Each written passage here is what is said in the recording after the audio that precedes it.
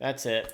I've determined I want to be Michael Brennan when I grow up. I mean, he's only 23 years old, but his life just changed forever because he just won the Bank of Utah Championship, a PGA Tour event. We'll talk more about that and what that means for him here on Golf with Mitch.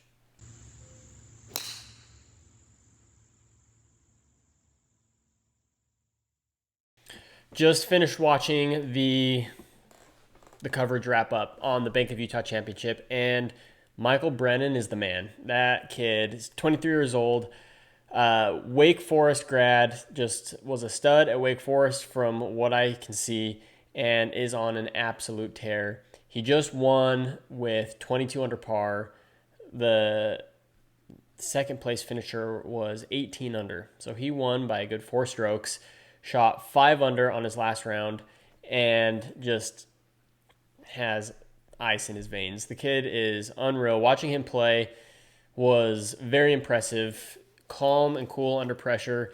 And he won a PGA Tour event, and he's 23 years old. That was his first ever PGA Tour event as a pro and his third total. So I'm assuming that means as a Wake Forest player, he played in 2 other events, probably on sponsors exemptions as an amateur. But as a pro, this was his first ever PGA Tour event, and he won the thing.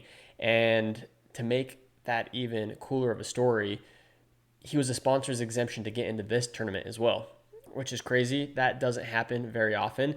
But a few days ago, I was talking about why golf in the fall is special, and it's because of the storylines. And this is a perfect example of that. There are people who are fighting for their lives, for their careers, whether it's just to earn their status, conditional status, just to survive another week, win a little bit of money. There are different levels of professional golf, from trying to make the Corn Ferry Tour and get status on the Corn Ferry Tour, whether that's through Q School or Monday qualifiers, or those in the Corn Ferry Tour who are trying to make it to the PGA Tour and are right on that bubble of the money list for the Corn Ferry Tour and where they line up there. But then you also have the PGA Americas, which is another tour that can earn you status on the Corn Ferry Tour.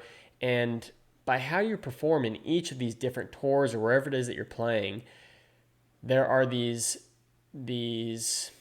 barrier or not barriers, but certain achievements that you have to, or rankings you have to fall in the field in order to preserve your status at the next level. And so there are always these people who are right on the bubble, and that's why these stories are so good, because in the fall you don't get the Scotties, the Rorys, these guys who play in every major event and have already won a lot. They're the guys who are trying to make it and trying to get their cards and play in their first PGA Tour event or get their first status, conditional, full, whatever it may be.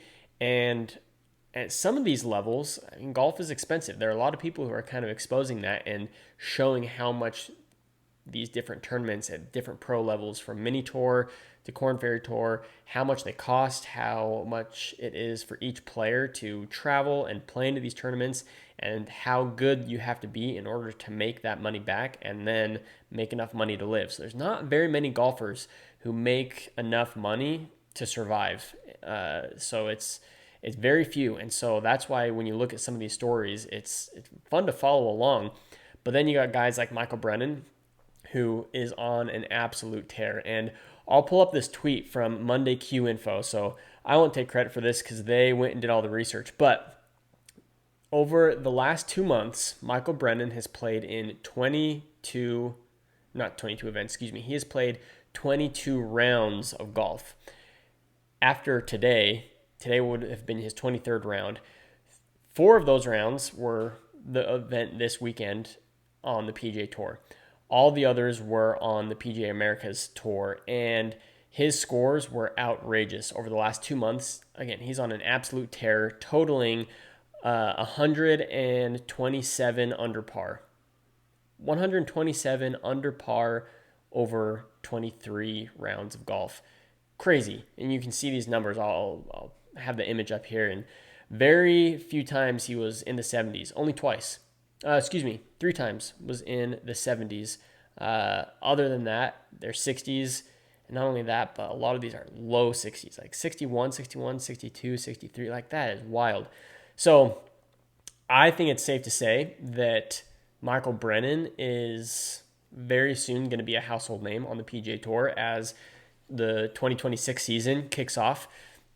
Just crazy to see how good of golf he had played, and played 4 strokes better than the rest of the field. And keep in mind, there are not some of the top 50 in the world golf rankings playing this tournament, but there are still very good people playing in this tournament. Namely, we got Max Homa, Billy Horschel, Brandt Snedeker, Kurt Kitayama, who is also a recent tour winner, Zach Blair, Jason Day, Sahith Theegala, Cameron Champ, Sam Ryder, Joel Damon was in the field as well. So there are good golfers that Michael Brennan just whooped this week. So 22 under par. Let's talk about what that means for him. Again, life-changing. By winning on the PGA Tour, absolutely life-changing. So he played the last few months in several events for the PGA Americas Tour. With how well he's been playing, he locked up his status for 2026 for the Korn Ferry Tour. And so because of that, he has exemptions, or he's able to play full status in all the Korn Ferry events. Like I said, for that, that's kind of the stage where people are really grinding to be high money earners by the end of the Korn Ferry season. So most guys on the Korn Ferry Tour could potentially get a chance to play in PGA Tour events, but a lot of times they don't want to, especially if they're high on the earnings list for the Korn Ferry Tour. Sometimes they'll get sponsor exemptions, but if it conflicts with a Korn Ferry event, it's almost it's a disadvantage for them because they're not in the field, and their earnings from a PGA Tour event, if they get to play in one, doesn't go toward their Korn Ferry earnings and where they rank in the field for the Korn Ferry Tour. So the Korn Ferry Tour guys, if you're on there, most of the times they are trying to just stay and grind out a whole season on that tour to be a Korn Ferry graduate at the end of the season in order to get their full status for the PGA Tour. So Michael Brennan played good enough on the PGA Americas to lock up his card for the Korn Ferry Tour, which is great. I mean, as someone coming straight out of college, that's huge, and gets a chance to play his first full season on the Korn Ferry Tour. Now, fast forward to this week. He got a sponsor's exemption to play this week at the Bank of Utah Championship. I'm not sure exactly what sponsor or how that came to be, whether that's from Titleist because he's a Titleist player, or one of the title sponsors for the Bank of Utah Championship. Either way, he got an exemption and got to come in and play and just shocked everyone and won the tournament. Because it's a PGA Tour event, that did a lot of things for him for the next 2 years. So he has full status on the PGA Tour now, which means he gets to play in any event that he wants that is a full field event, meaning anything except for signature events and majors. For example, the Masters, the PGA Championship, the US Open, and the Open Championship. None of the 4 majors are associated with the PGA Tour at all. The PGA Tour's biggest tournament is the Players. It's not considered a major, but it is the PGA Tour's tournament.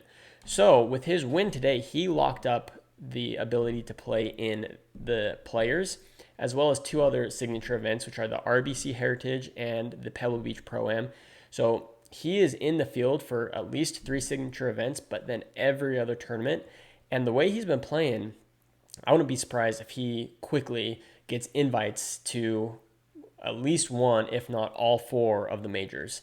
Again, the Masters, not associated with the PGA Tour at all, but being an invitational, they choose who they invite, and there are some prerequisites that they've determined, and if there are people who are playing well, very high likelihood, I would think, that Michael Brennan gets an invitation from the Masters in order to play that. The US Open, if he climbs high enough in the official world golf rankings and where he stacks in FedEx Cup points for 2026, could very likely auto qualify for the US Open, and then PGA Championship and the Open Championship as well. I would not be surprised if we see him in his rookie season on the PGA Tour in all 4 majors, but we'll see. I would be surprised if we don't, but he's not locked into any of them as of right now. But this win goes a long way for him because now he can play in any of these events and work his way up and play really well.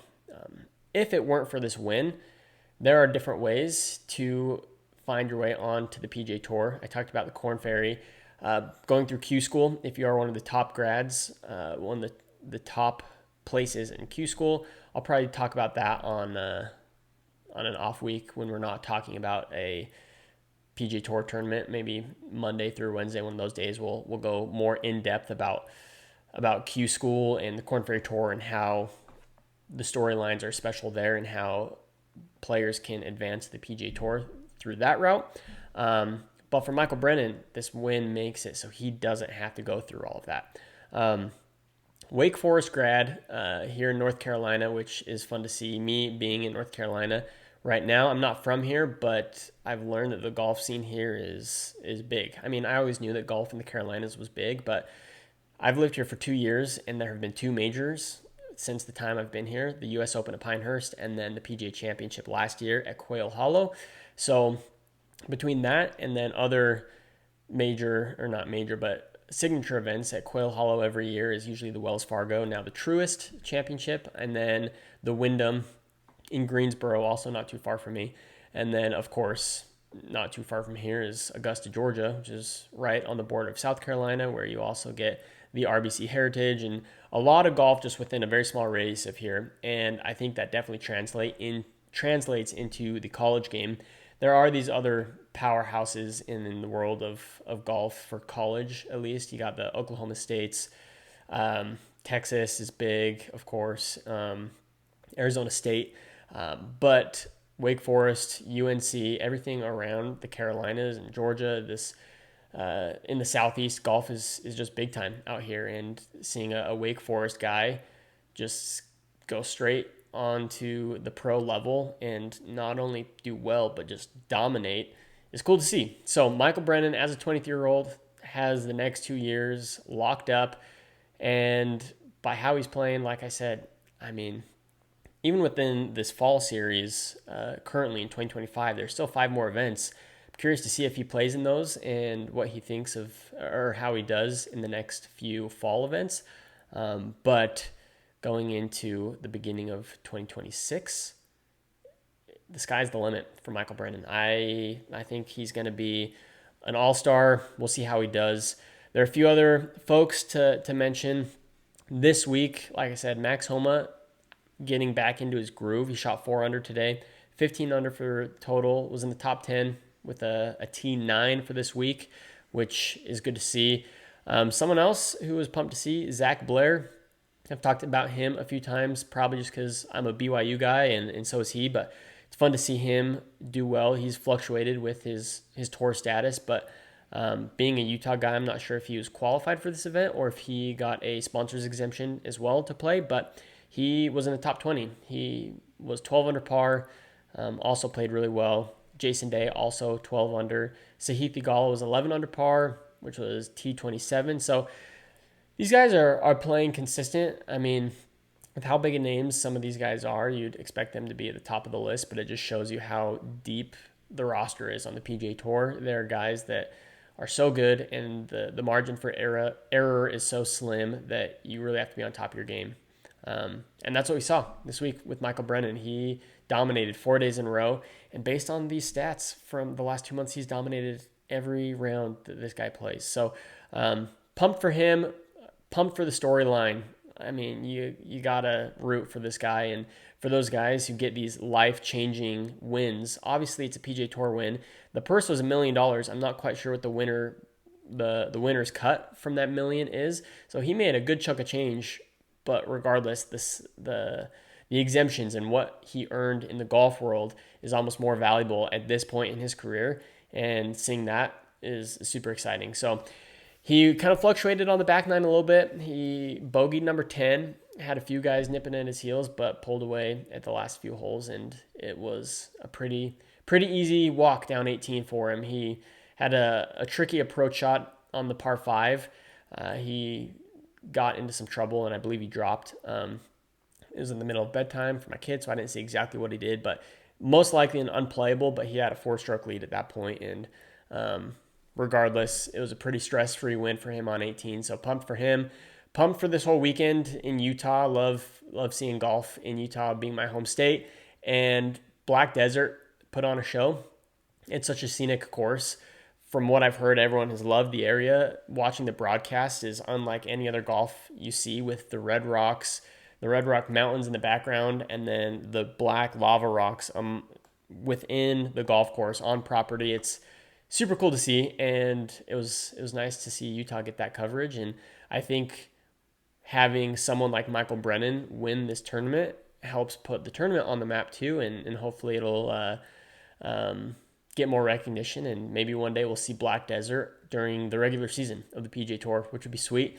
So awesome, fun week. It's been fun covering it. As far as this podcast goes, it's the first full tournament that I've covered with daily updates. So it's been fun to see and keep track of these different players as the week progresses.